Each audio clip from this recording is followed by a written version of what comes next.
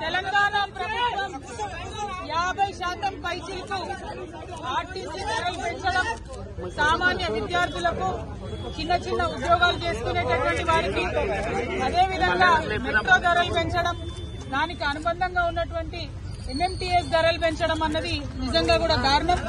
ఎందుకంటే ఆదాయ మార్గాలను పెంచుతామని చెప్పి, ఉద్యోగాలు ఇస్తామని చెప్పి, అనేక కల్లబొల్లి మాటలు చెప్పి అధికారంలోకి వచ్చి 18 నెలలైనా కూడా ఆ కార్యక్రమాలు ఏం చేయకుండా కేవలం ఇప్పుడు మళ్లీ సామాన్య ప్రజల మీద భారం వేస్తూ ధరలు పెంచడాన్ని మేము చాలా తీవ్రంగా ఖండిస్తా ఉన్నాం. ఇవాళ అందుకోసమే బస్ భవన్ దగ్గర ధర్నా చేయడం జరిగింది.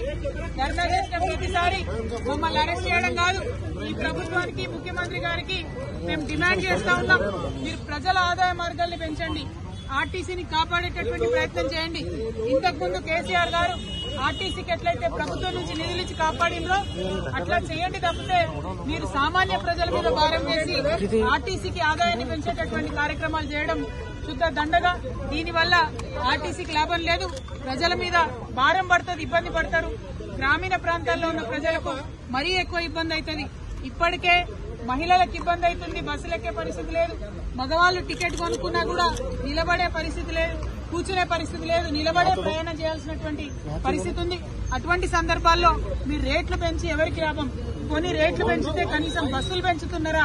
ఒక సీట్ అన్నా ఉన్నదా కూర్చోవడానికని టికెట్లు కొనే ప్రయాణికులు ప్రభుత్వాన్ని ప్రశ్నిస్తున్నారు. అవేమి చేయకుండా కేవలం మీరు రేట్స్ పెంచడం చాలా దారుణం.